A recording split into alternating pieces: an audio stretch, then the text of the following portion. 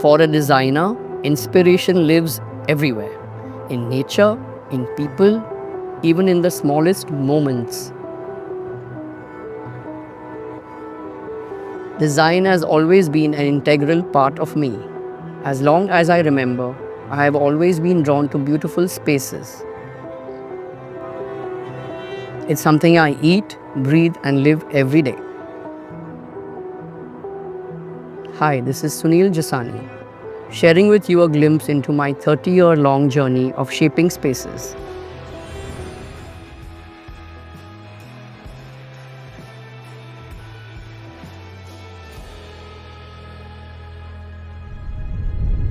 Anyone can come up with a great design idea. It could even be a small child or anyone not connected to the design world, and sometimes they spark an amazing concept. Anyone's ideas are always very, very welcome. And also believe a home should truly reflect who you are and be a collection of what you have. And that's the way it'll always look its best. Design for me, I think, is just so much a part of me. I can be talking, thinking, dreaming, eating design all the time. It's not something that, I would never hesitate in talking to somebody if they want to talk about design, even in a social event. I love socializing, I love meeting people, I love to go out. I feel I'm very compassionate and I love animals. I feel I have a lot of patience, which really helps in my work. From childhood, I was always exposed to, I used to paint as a hobby. I had this art teacher coming home, but I also did take art in my 6th subject in the 9th and 10th standard ICSE. So that was always been into art and design. But of course, there was no exposure because my family, my father and grandfather were diamond merchants. So I guess it was a guidance of God and just my love for design that drove me to this line. Yeah, I think I would just always appreciate beautiful spaces, beautiful things. Like for me, being in a nice restaurant is more important than even the quality of the food to some extent. It should be good food, but doesn't necessarily have to be the best. So early days, I started my firm with my partner Sangeeta, and obviously when you start off, you don't have too many jobs. But when our first job came our way, it was this home in South Bombay, and we were really excited, nervous, didn't know whether we were confident enough. But now when I look back, I think it was a great experience. We enjoyed it thoroughly. I come from a background of diamond merchants, and when I wanted to do this line, there was no firstly exposure. There was no counseling or guidance. There was no encouragement, no discouragement. Only one aunt of mine asked me that, that's the only one who said anything at all. But Sunil, is this lucrative? To which I said, I don't know, but that's what I want to do. And I guess that's it. There was this apartment we did at in South Bombay. And I remember one of the relatives of the owners came to see the apartment, and they promptly called me up shortly and said if anyone could have changed from what it was to what it is. They were really impressed by the planning and the design, and they gave us this large villa project to do, and that led to a whole bunch of projects coming through on account of that. So that was really something that helped in our career. So I was involved with this hotel project during those terror attacks, and it was a Wednesday, I can't remember. I happened to be in Gujarat for that project, and we had this whole bunch of friends who were meeting up for dinner, and we were meant to be part of it, but because I was away, I got saved, and my wife also just didn't go. So after that happened, I felt that, you don't know if there's any tomorrow. Just live for today, live for now, indulge, enjoy, and live your life. Don't wait for that tomorrow that may not exist. I love my work to incorporate the client's personality. So I love doing all the different styles. I'm very comfortable in every style. Definitely love to include the new trends and styles. But more than anything, it should be evergreen, everlasting, like a classic. Like in clothes, some clothes never go out of fashion. In the same way, the homes, they never go out of fashion. A few elements which might, you just change them over time. My clients tell me, look at my house, it's so good, it still looks so new, it still looks so fresh, it doesn't look dated at all. So that's something I follow. And I love creating new, I love a new challenge put forward. And literally any new design idea or create around a certain concept is something that I would really look forward to every time. So I used to sketch a lot and even paint as a child. So that sketching has really helped because you can create the whole mood or create the whole mood board or create the design by just a sketch. And that definitely helps in creating my designs, and ideas can be incorporated without depending on somebody else to do that for me. I love mainly all natural materials, but of course in today's day it's a combination of natural and man-made depending on the design, depending on the type of project. But one thing that's very important where I'm concerned, it should be time tested. I always tell my clients a new product may not last, may not work well, may have problems. So you're the guinea pig. If you're picking it, I'm advising you not to. Let's stick to something which has been time tested. Art for me is a way of expression. Definitely you can tell a whole story through art. You can create a mood. You can capture like a scene and put it down. If you've seen something, you can think out of the box. You can relax. You can enjoy. It's literally something that is an amazing thing to indulge in, and whether it's even doing it yourself or even going to an art gallery or visiting a museum, it's all like amazing. Furniture definitely is a form of art, and in fact we even created so many pieces of furniture and made them into art pieces. Very often someone has an old piece of furniture, we've upscaled it, upcycled it and made it look like a fantastic, fabulous piece of art. I have in fact even created designs in the past. We've made a table out of a log of wood and 2 paintings. I've used a silver artifact and made it into a center table.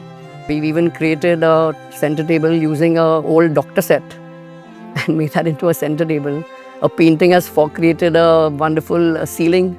So there's always, art is always a part of furniture, I feel, or can be a part of furniture.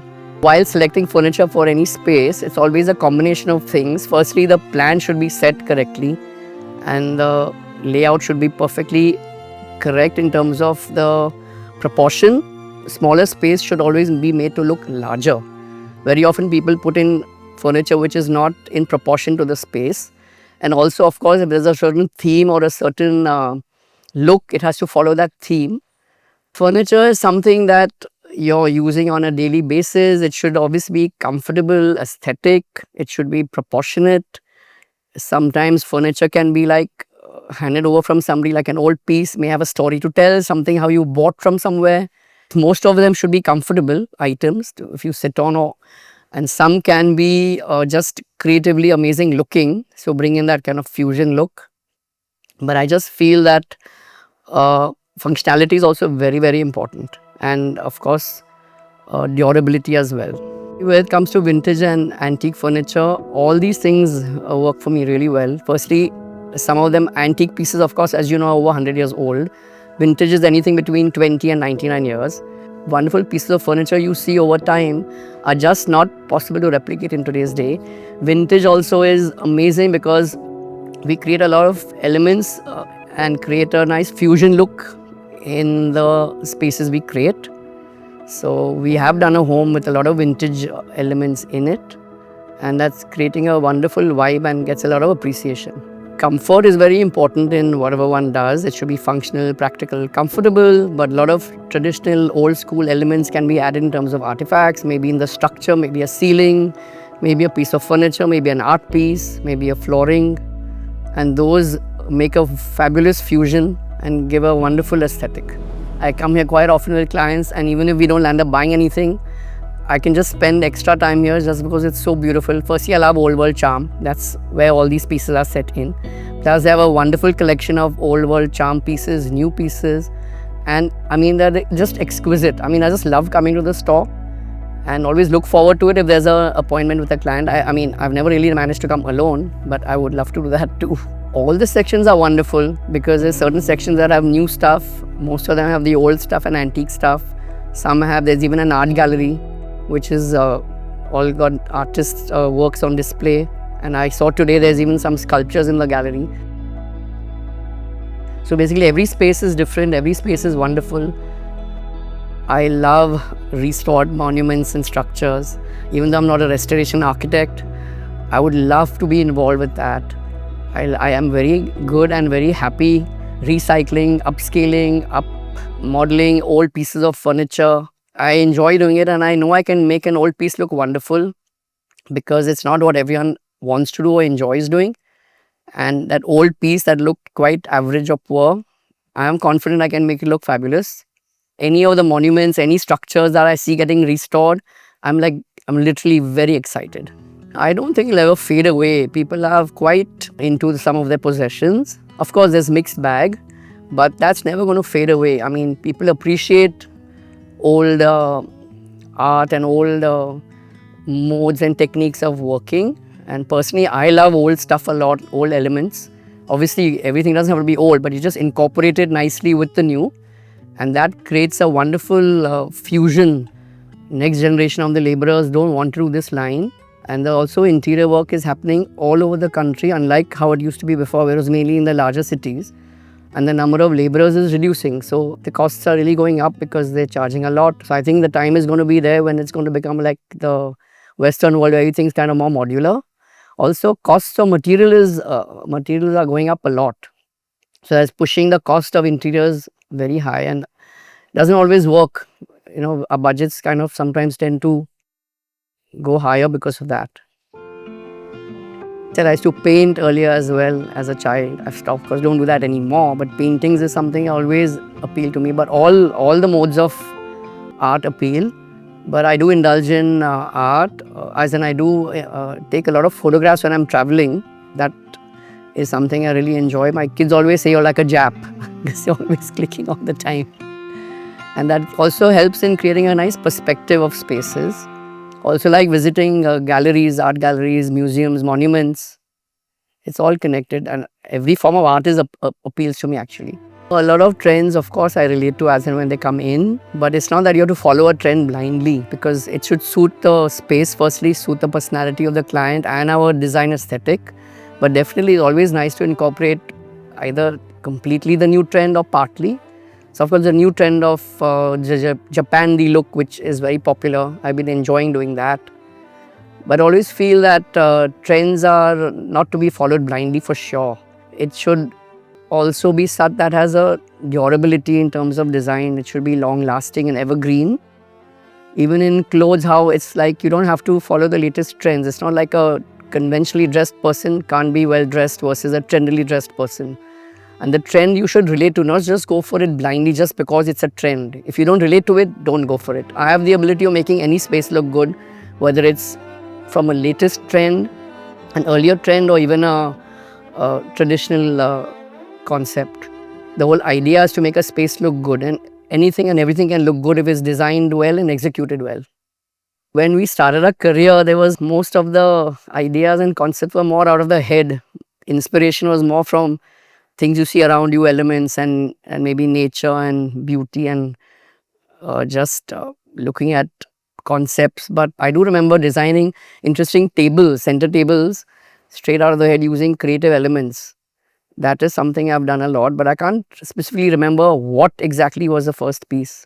Well, one unusual client request has been a client who recently said, I want to design a room for 18 dogs. That's something that we've never really had till now. That's quite funny, but that's what they have, so many in the house.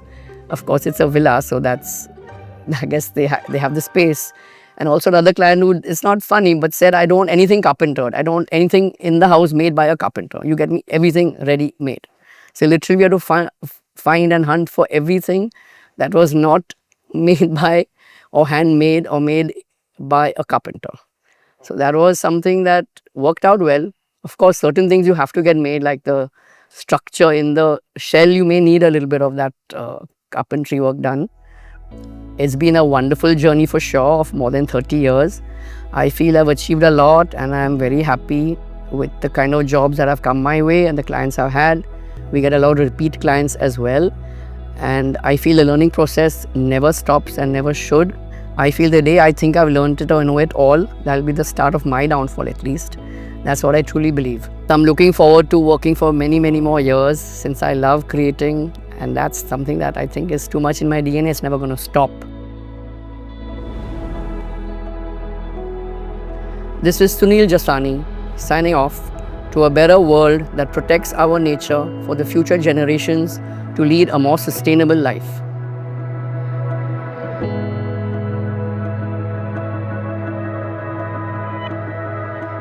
you.